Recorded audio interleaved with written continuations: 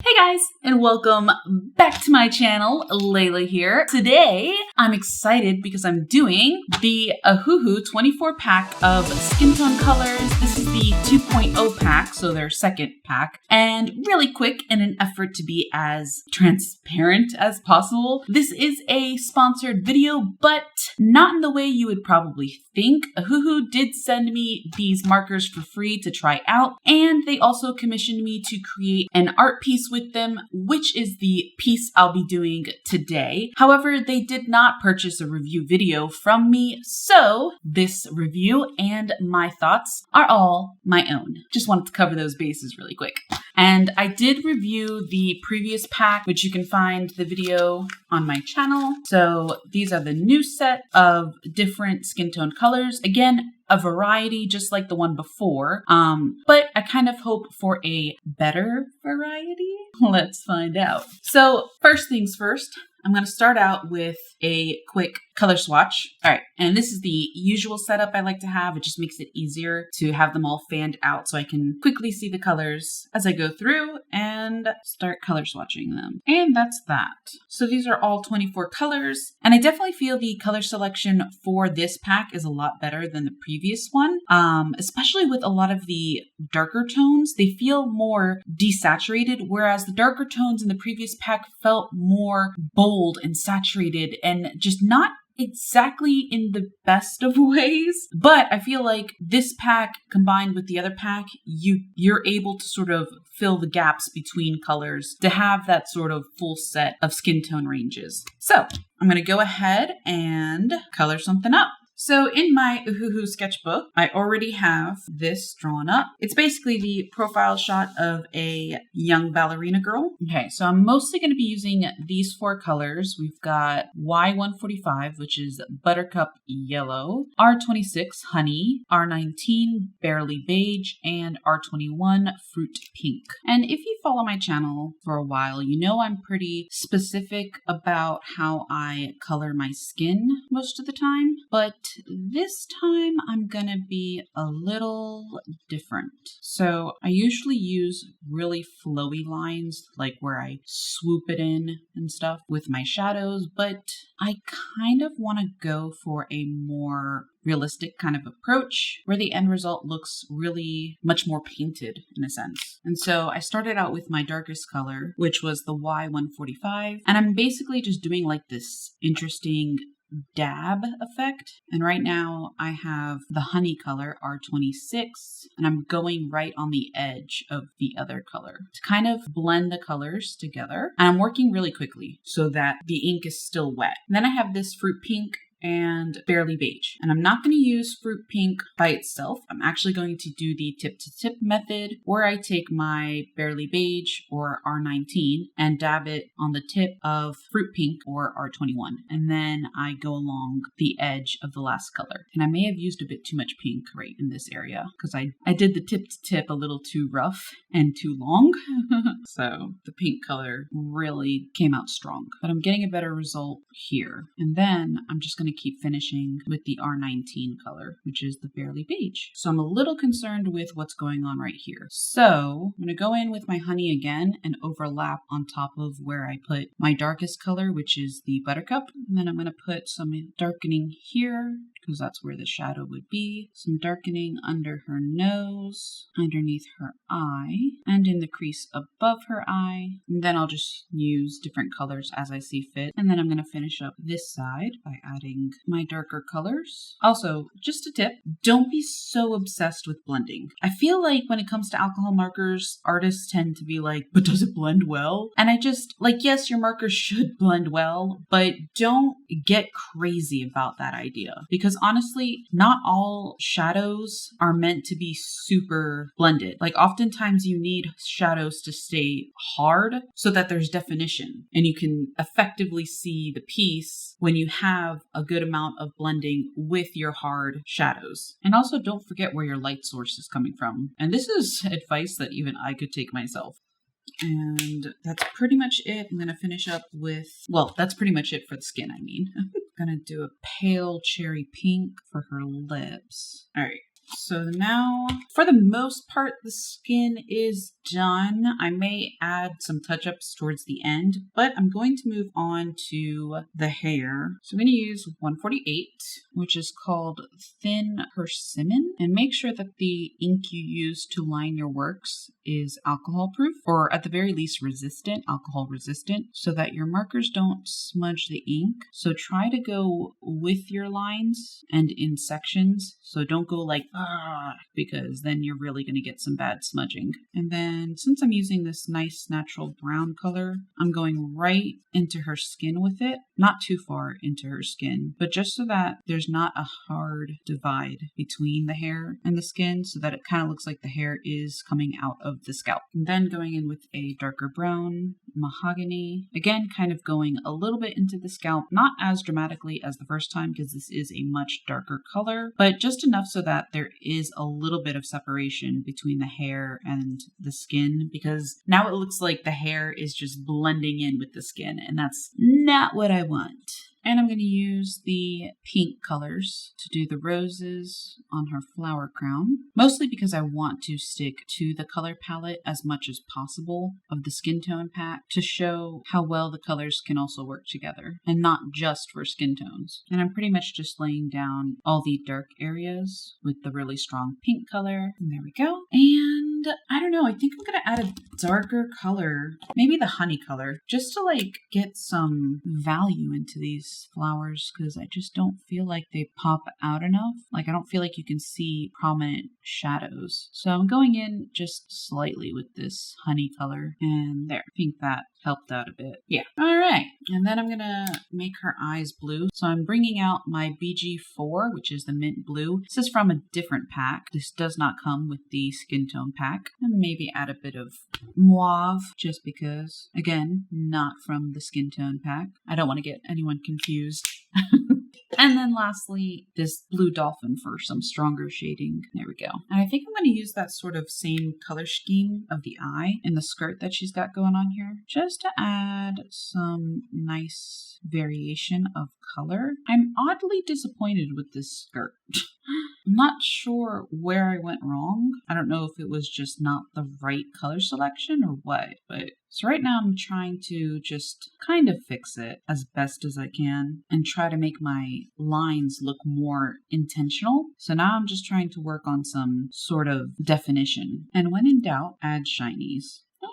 It's like my coverall for every mess up. There, that's the cool thing about art. Nobody knows this wasn't intentional. Okay, and then just to add some razzle dazzle, I'm gonna color in the background a bit. Going with a green color, something not too strong because I don't want to take away from the focus of the character. And I personally feel it makes for an interesting sort of background instead of a plain white without detracting too much from the overall piece. And then lastly, I'm listing the colors on the side that I used specifically from the skin tone pack. And then these next two colors were the colors that I used on the roses on her flower crown. And then these last two colors are the ones that I used on her hair. And that's that. So now I'm going to go ahead and move on to see how many different sort of color combinations I can get of skin tones with this 2.0 color pack.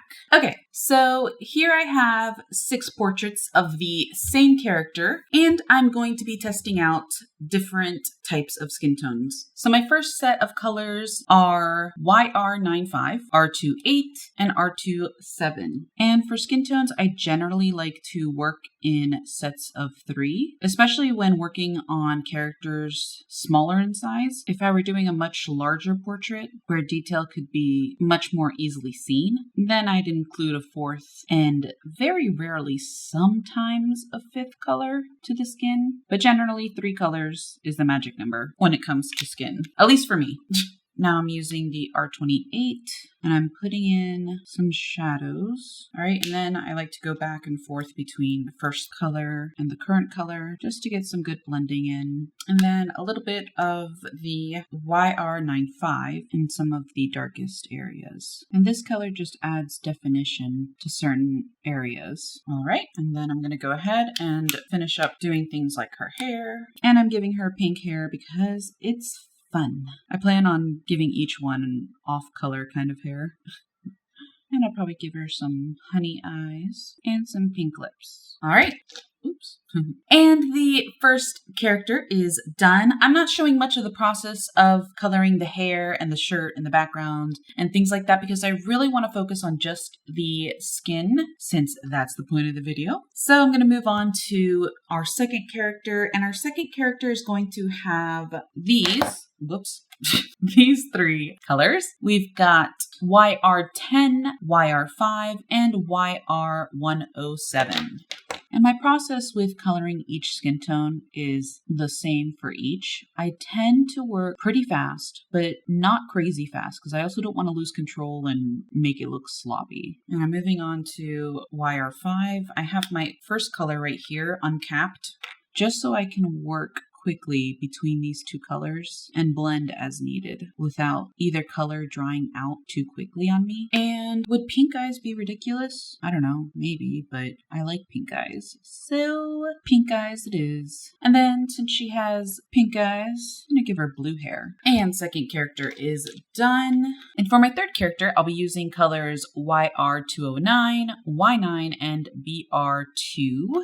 Again, starting out with my lightest color of the bunch. And these colors feel a little more desaturated than the last three. I feel like the last three had more of a reddish undertone, whereas these three may have a more yellow undertone. And then my last color, which is the potato brown BR2. I'm going to be using this to get into my darkest shaded areas. And that's pretty much it. For eyes, I guess I'll just, let's see, probably do like this mint blue, pale mauve color for her lips. Yeah, I think that complements her skin a bit better.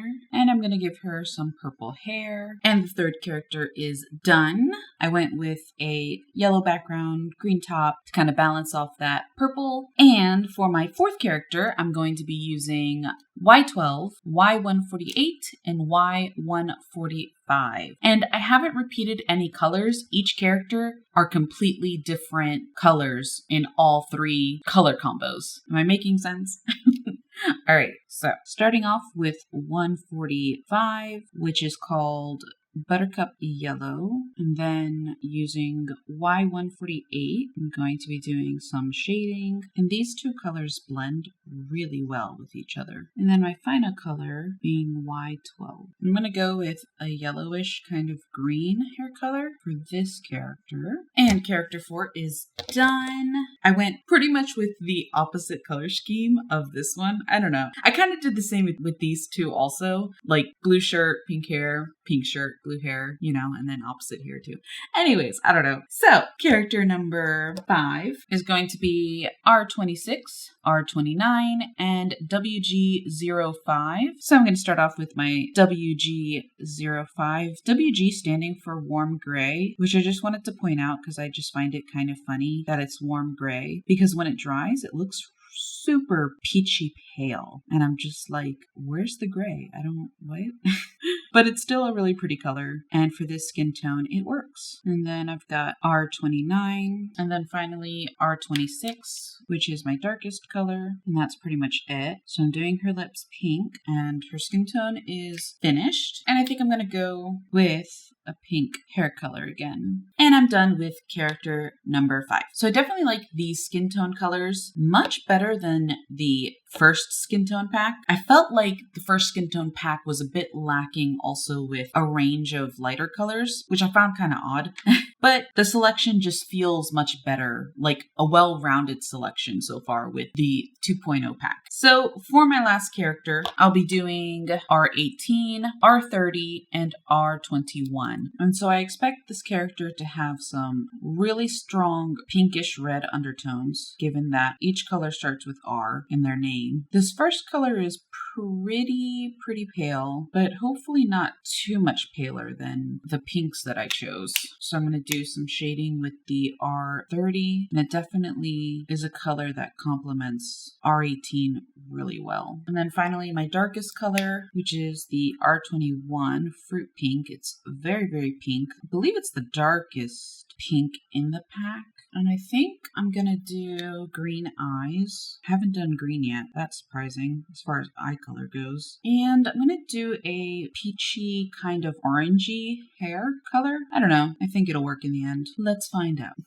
And that's my 6th character. So like I said before, I didn't repeat any colors. Each skin tone is completely different from beginning color to end color. And while there are very, very close similarities between these two and these two, you can definitely tell the undertones are different. And in real life, skin tones sometimes vary only slightly. Overall though, this pack has just a really good variation of light and dark tones. And it just felt so much more complete than the first one. At the same time, I think both packs, both 2.0 and their first one, I guess you could say 1.0, I feel together combined, they just give you a really good range of all possible skin tones that you could get. Because the other pack did have good colors, but I do like this one a lot more. So with that said, if you enjoyed today's video, maybe comment, like, and subscribe.